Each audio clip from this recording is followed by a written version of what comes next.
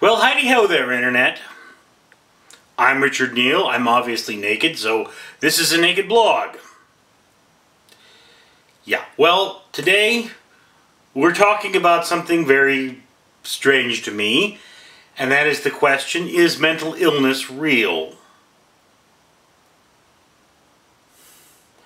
You know,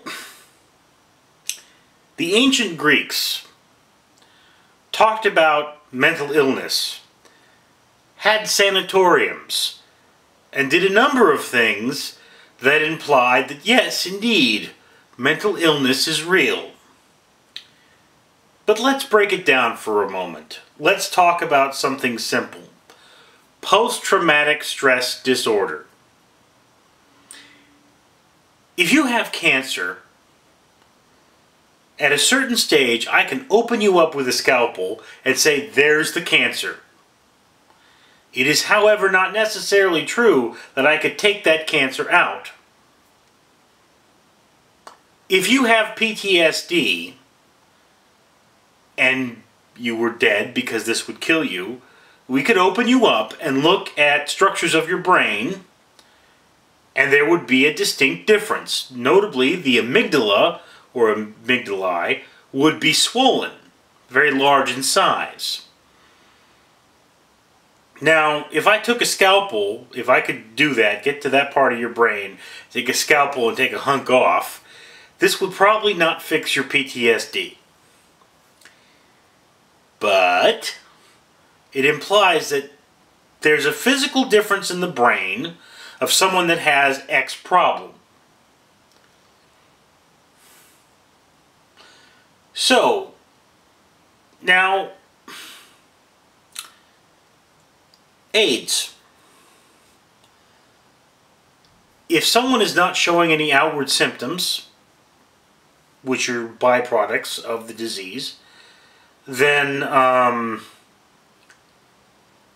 do you detect it? Well, you need a really good microscope, as far as I know. I'm not an expert by any means, but I would figure you need a really good microscope, and you have to look at the cells and what's happening to them. And then you'd be able to tell. They may have like a chemical test or something now, but you know, back in the beginning, if you wanted to look at AIDS, you had to pull out a really good microscope and look at that. Now, obviously, if someone has, for example, schizophrenia, that would not be possible. You can't, at least not at present time, tell the difference between someone with the blood of someone with schizophrenia and the blood of someone who is mentally healthy. But here's the thing, is that generally schizophrenia, the most common misdiagnosis in mental health, by the way, has some very strong outward signs. So it's possible there could be some kind of a chemical test, probably involving spinal fluid. So is mental illness real? Yes, absolutely. If you've got something that changes physical structures in your body, obviously it has to be real. You know, you can't pretend your heart into a different shape. You can't pretend your brain into a different shape. That's how the world works. But do understand something about the mental process to begin with. Did you know that your heart is more neuron, more nerve tissue, than it is muscle? You really feel with your heart. You actually do. What your heart is doing is sending feedback to your brain. I mean, when you look at that movie RoboCop, where it's just a brain, that can't feel. Because it doesn't have the rhythms of the heart. It doesn't have that biofeedback. We're learning more and more and more that we are more than just a brain driving a meat puppet. This meat puppet of ours sends feedback to the brain. So if I lose my hand, the brain starts going, hey, hey, hey, something's wrong, something's wrong. It's not like, you know, a car where you pull off a tire and the car goes, okay, you're putting on the gas, I'm trying to move. Don't know any better. This is the world we live in. In fact, something I work with a lot.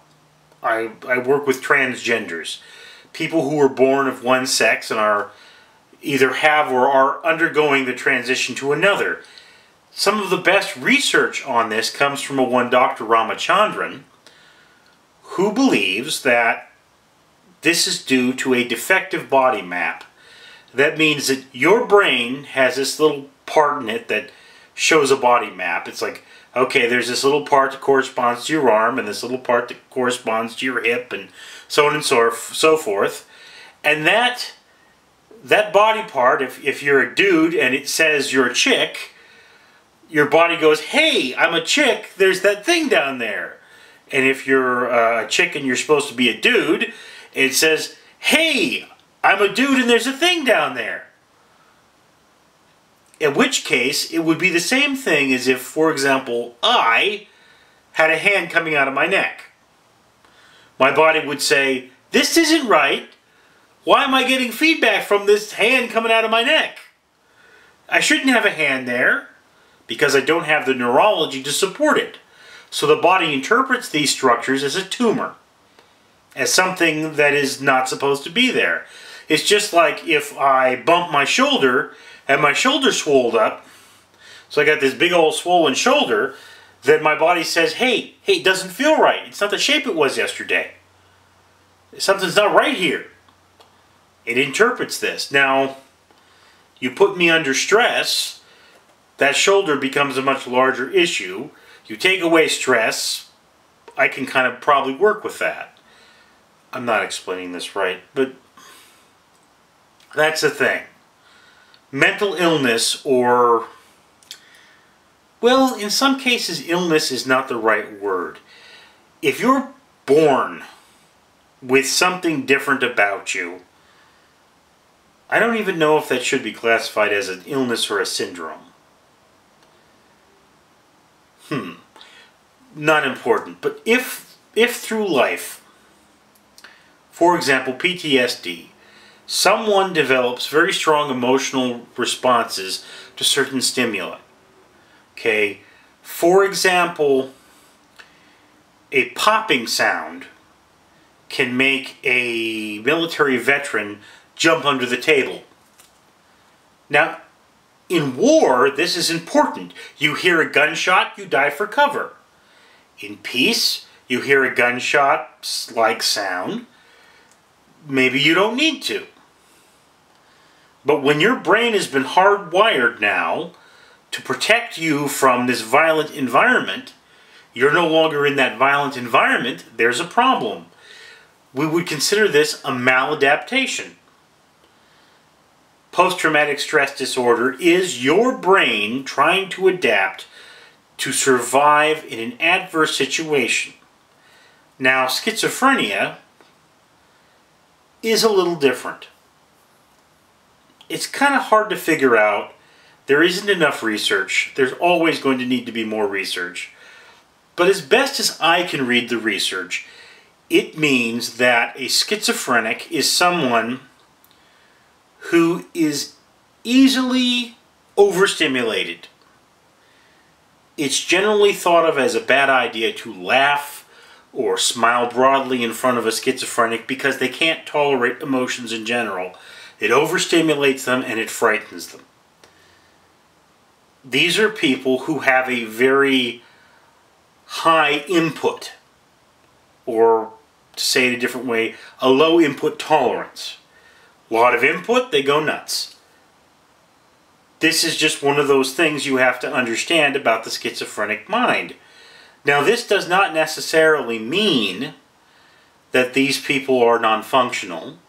Furthermore, the idea that once you're schizophrenic, you'll spend the rest of your life as a schizophrenic is a load of hooey. With proper counseling and proper care, you can be reduced from a full-blown schizophrenic until someone with a schizophrenic tendency. What does that mean? Well, you know, if you have a schizophrenic tendency and you suffer a traumatic event, you're going to have some pretty bad problems. Worse than a normal person or a different person, a more common mental makeup, if that same thing happens. So that's what it is.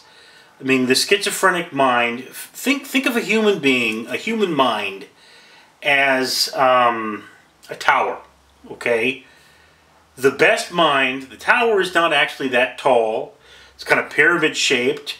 It can take an earthquake. You can't push it over very easily. The wind isn't good at swaying it.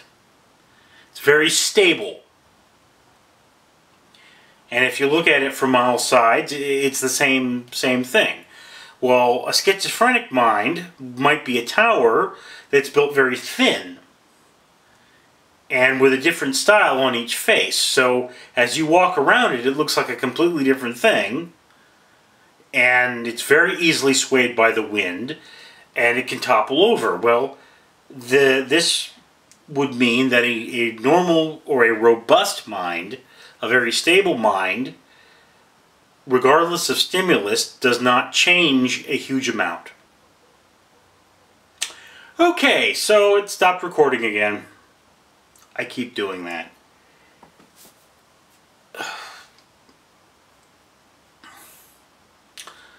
I hate it when my camera does that. I wish I could figure out how to make it stop, but I'm not really good with cameras. Anyway, so as I was saying, if you were in a terrible car accident, you're still strapped into the car, but it's flipped upside down, the airbag is deployed, but you, your physical self, are fine. It's just the car that got wrecked. The very stable mind will be able to return to work and go about their daily life, sans a car, without major problem. A regular person would be pretty traumatized. They might need a week to calm themselves down. Motorcycles, they might need, a month. They may even need pills, certain tranquilizers to calm their nerves, things of that nature. Now, the schizophrenic mind may never be willing to get in the car again. You may recall the movie What's Eating Gilbert Grape, where the younger brother was in the tub and the older brother, Johnny Depp's character, left him there. And because of that event, because he didn't understand to get out of the tub on his own, he sat in that tub freezing, and it was a very bad experience. So after that, he would never get back in the water. Remember that? Had all that dirt on his face? Well, this is a pretty specific event, but let's just say, for example, the pipes burst. You're in Montana in a snowstorm, and there's cheap, cruddy pipes, and they burst, and you get covered in icy cold water. And you're stuck there for a couple of hours, and you freeze up really bad, your skin's all chapped. You'd be terrified of water for a while. Anyone would. That's just natural. If you're really mentally robust, you get back in the water, you shower the next day, and you're fine. If you're not so mentally robust, you have real emotional problems, you may never touch water again and have to shower with alcohol or something. This is the world. Mental illness, to a certain extent, and I mean there are so many different types of mental illness, it's hard to sum things up, but mental illness is a lack of mental stability, generally caused by